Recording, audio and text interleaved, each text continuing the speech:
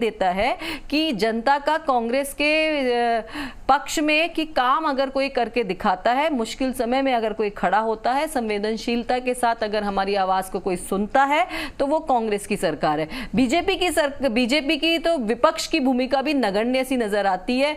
वो ये हमारी लड़ाई की बात कर रहे हैं, हमारा हर एक नेता हमेशा जनता के साथ खड़ा हुआ, उसकी मुश्किल में साथ खड़ा हुआ नजर आता है। लेकिन बीजेपी है जो केवल अपनी एक सीएम की एक लाइन को खड़ा कर रही है, उसी में लगी हुई है और उसके अतिरिक्त और कुछ नहीं। और आज अगर मैंने पहले भी बात की, आज अगर जिस तरह से पेट्रोल, डीजल और गैस के दाम बढ़ रहे हैं, वो उज्ज्वला योजना का सिलेंडर जब सामने उस महिला के पड़ा हुआ मुंह चढ़ाता है और वो खून के आंसू रोती है कि मैं आज रोज मेरी रसोई का बजट गड़बड़ा जाता है, आज मैं अपने बच्चों का पेट काट करके भी सिलेंडर को नहीं भर सकती और इसी चूल्हे की धुएं की मेरे को खाना इसलिए बनाना पड़ रहा है क्योंकि सरकार सब्सिडी नहीं देना चाहती। लगातार गैस सिलेंडर के दाम 25-50 रुपए दाम एक साथ बढ़ते हुए किसी ने देखे ही नहीं है। जी अशोक शेखावत, महंगाई का मसला हो वो कम से कम वो लोकल बॉडी के जो चुनाव है उन्हें प्रभावित करता है।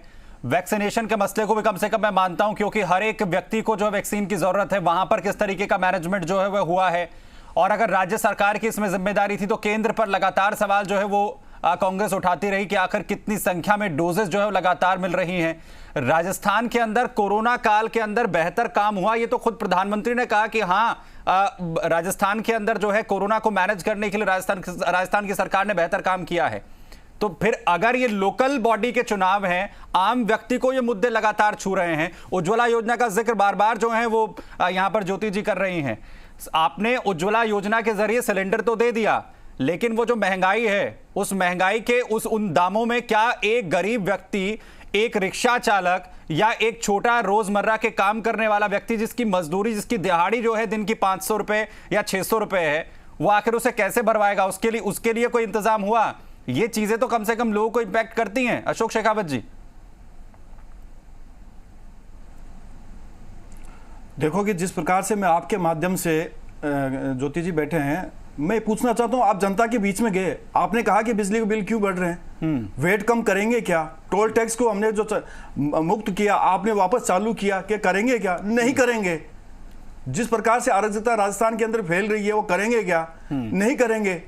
लेकिन क्या है, अपने जो वादे किए उनको वादों को बताया क्या जनता के सामने जाकर के? नहीं बताया। ये तो सिर्फ एक पंचायती राज के चुनाव के अंदर सिर्फ क्या काम कर रहे हैं, सिर्फ ये काम कर रहे हैं कि अपने एक दूसरे को नीचे दिखाने की कोशिश कर रहे हैं और नीचे दिखा भी रहे हैं कि हमसे टोल टैक्स कम करवाने के लिए मैं एक बात कहना चाहूंगी सुमित जी को, एक बात कहना चाहूंगी, उन्होंने एक और बात कही थी कि सत्ता का दुरुपयोग हो रहा है। सत्ता का दुरुपयोग हो रहा है, हाँ तत्पा का हो रहा है। हमने शिकायतें करी है, कलेक्टर क्या कहता है कि नहीं सुन रहे हैं, आम आदमी की नहीं सुन रहे हैं ये लोग, आम आदमी की नहीं सुन रहे हैं। और आप देख लीजिए क्या कर रहे हैं ये। आप देखिए जिस प्रकार से आपने कामा में क्या हुआ, कामा के अंदर जाकर के गाड़ियां ले जाते हैं, पशुओं पर चला रहे हैं और लोगों को जो प्रधान का जो दावेदार होता है उस दावेदार को किडनैप करने की कोशिश करते हैं, उनके परिवार वालों को धमका रहे हैं। तो ये सत्ता का दुरुपयोग नहीं है तो और क्या है? इनको दिखता नहीं सत्ता का दुरुपयोग कैसे होता है। हर जिले के जिला परिषद में इन्होंने सत्ता का दुरुपयोग किया है और कहने सत्ता का दुरुपयोग नहीं किया।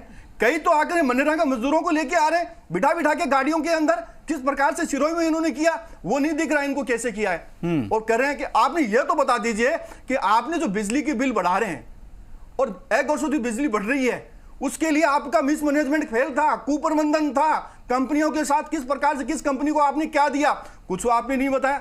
लेकिन आप क्या करेंगे कि किस आप कोरोना के नाम में, कोरोना में ये बता दीजिए आपकी सरकार ने, राज्य सरकार ने क्या सहूलियत दी है। मोदी जी ने 80 करोड़ लोगों को अनाज देने का काम किया, नगद पैसे देने का काम किया, उसके अलावा वैक्सीनेशन दे रहे हैं। आपके पास तो सैनिटाइज नहीं था, आपके पास की देखिए वो यही तो कह रही हैं। अशोक शेखावत जी वापस आपके पास आ रहा हूं, कितनी शिकायत हुई है ज्योति खंडेलवाल जी आपसे सत्ता के दुरुपयोग में चुनाव के दौरान चुनाव को प्रभावित करने की कितनी शिकायतें कांग्रेस पार्टी के खिलाफ हुई हैं? कि आपके गवर्नमेंट अस्पताल के अंदर क्या हालत हो रही थी उन मरीजों की उस समय। आप ये देखिए जैसे अस्पताल के अंदर आप कैसे ऑक्सीजन के लिए लोग किस प्रकार से लोग भग रहे थे वो नहीं देखेंगे। रेमडेसिविर जैसे इंजेक्शन को मिल गए, उनके कालाबाजारी इन लोगों ने करवाई, उस कालाबाजारी को रोकने के लिए उन्होंने कोई काम किया नहीं किया।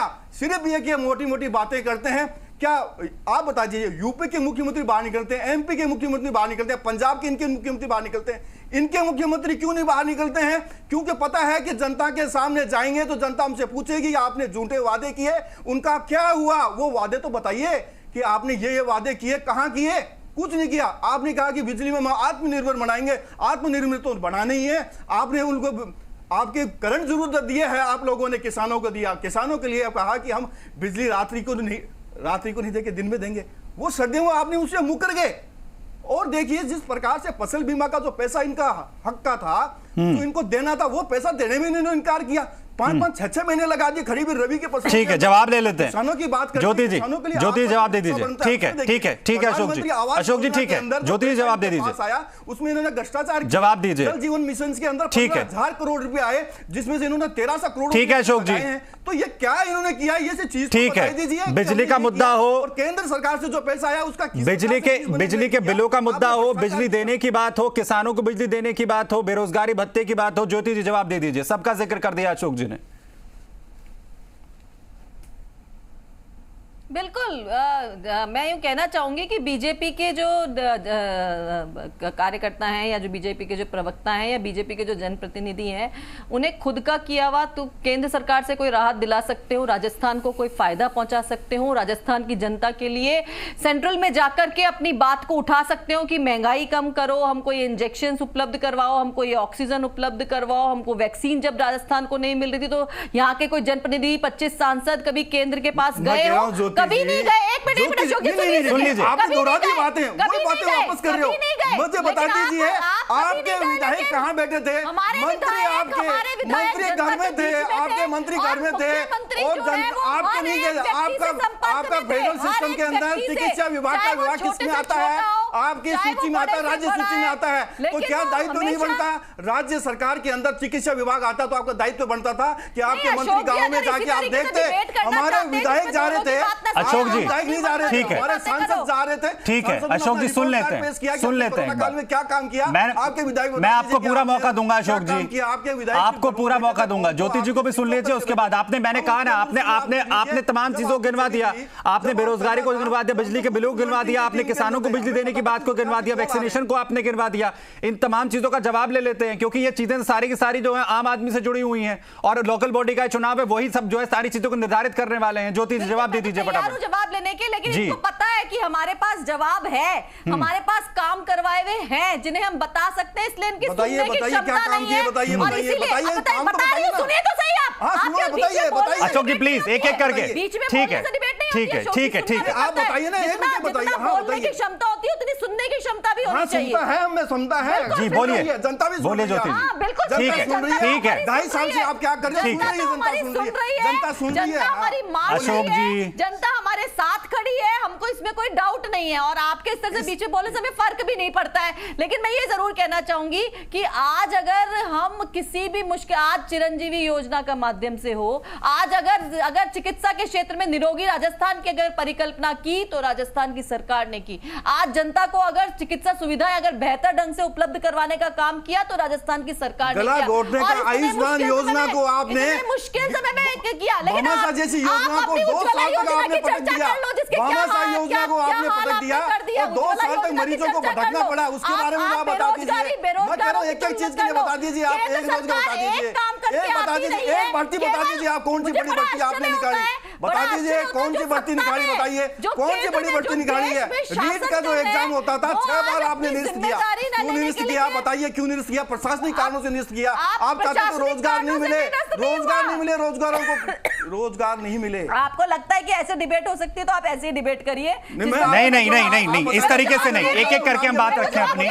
अशोक जी बेरोजगारी, एक मिनट, ठीक है ज्योति जी, आराम से पानी पी लीजिए, ठीक है, आराम से। हम कम से कम एक एक करके अपनी बात जो है मैं यहाँ पर रखे। मैं वापस आऊंगा अशोक जी, इन्हीं बातों के साथ वापस आऊंगा। हमारे साथ भरत भी यहाँ पर बने हुए हैं। बिल्कुल, उसका कोई मतलब नहीं है, उस डिबेट का कोई अर्थ नहीं है अगर इस तरीके से हम जो है डिबेट करेंगे। अपनी बात को हम आराम से भी रख सकते हैं। मैं वापस आऊंगा आराम से मैं वापस आ रहा हूं आप दोनों के पास। मैं भरत के पास जा रहा हूं। यहाँ पर भरत हमारे सहयोगी जो लगातार बने हुए हैं। भरत, क्या आंकड़े अभी आ रहे हैं आपके पास? देखिए, काउंटिंग जारी है और कुछ जगहों के रुझान सामने आ गए हैं। देखिए, जोटवाड़ा पंचायत समिति के वार्ड 5 और 6 में कांग्रेस के प्रत्याशी हैं, उनकी जीत हो चुकी है। वहीं सांबर लेक जो पंचायत समिति है, उनकी वार्ड 13 से कांग्रेस के प्रत्याशी हैं कालूराम, उनकी जीत हुई है। ये जानकारी अभी तक सामने आ रही है।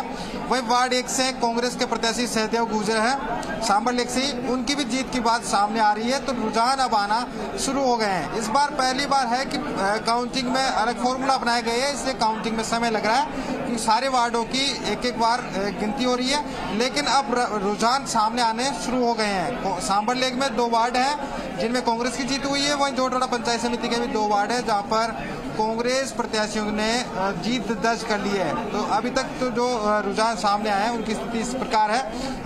कोटखावदा की बात की जाए तो वहां पर कांग्रेस प्रत्याशी लगभग आगे चल रहे हैं और जमा रामगढ़ में भी 13 जो वार्ड है उनमें ऐसे हैं 7 जिनमें कांग्रेस प्रत्याशी लगभग आगे भी चल रहे हैं। तो लगातार रुझान आ रहे हैं और जीत के अंतर थोड़ी देर बाद में जीत की घोषणा भी यहाँ पर हो जाएगी। लेकिन अभी तक की जो स्थिति है उसके अनुसार कांग्रेस के जो प्रत्याशी हैं उनकी स्थिति थोड़ी ठीक ठाक ढंग से है, वो आगे चल रहे हैं। जी चलिए, वापस मैं आपके पास यहाँ पर लौटूंगा। दीपक भी हमारे साथ यहाँ पर जो है वो बने हुए हैं। दीपक, आपके पास क्या कुछ अपडेट है अभी?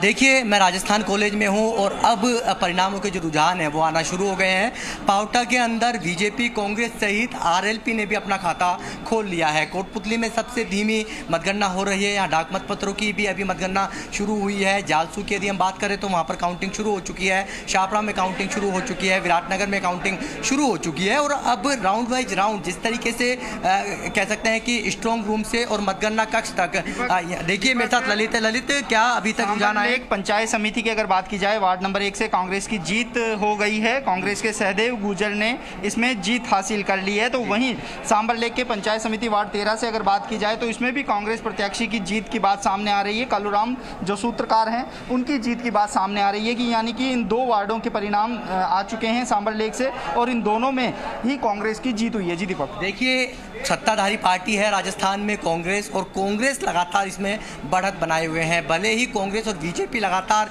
ये दावे कर रही हो कि उनका इस बार जिला प्रमुख या कह सकते हैं प्रधान है, उनका पंचायत समितियों में प्रधान और जिला परिषद में जिला प्रमुख उनका बैठेगा, लेकिन ऊँट किस करवट बैठता है ये तस्वीर है। शाम को 5 बजे बाद तस्वीर साफ हो जाएगी। लेकिन अभी तक के जो रुझानों की बात करें तो कांग्रेस है अधिकतर पंचायत समितियों के वार्डों के अंदर बढ़त बनाई हुई है। हालांकि आरएलपी जो हनुमान बेनीवाल की पार्टी है, उनके भी जो कैंडिडेट चुनावी मैदान में उतरे थे उनका भी यहाँ पर खाता खुला है। पावटा पंचायत समिति के एक वार्ड में उनके भी कैंडिडेट्स की यहाँ पर जीत हुई है। लेकिन पूरी तस्वीर पंचायत समिति बिल्कुल वो कुछ ही देर के बाद साफ होगी। उसकी अपडेट लेने भी मैं आपके पास यहाँ पर आऊंगा। दीपक, आप बने रहिए हमारे साथ अनिल जी भी हैं, कोटा से बने हुए वरिष्ठ पत्रकार। अनिल जी, थर्ड फैक्टर के तौर पर आरएलपी को कहां पर जो है आप लोग देख रहे हैं इस बार?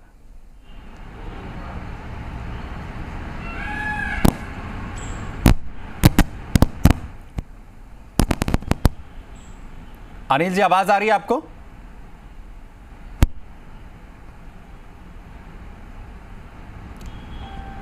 अनिल भारद्वाज जी, आवाज आ रही है आपको मेरी? चलिए, हमारी आवाज नहीं पहुंच पा रही है, चलेंगे अनिल जी के पास भी। आरएलपी का फैक्टर कितना इंपॉर्टेंट यहां पर है, लगातार तमाम मेहमान भी हमारे साथ यहां पर बने हुए हैं, उन्हीं से समझने की तमाम कोशिश हम लगातार करेंगे। ग्राउंड जीरो जी मीडिया संवाददाता पल पल की अपडेट हम तक यहां पर लगातार पहुंचा रहे हैं। चुनाव के नतीजों का दिन, बड़ा दिन, बड़ी कवरेज लगातार जारी है। छोटा सा ब्रेक ले रहे हैं।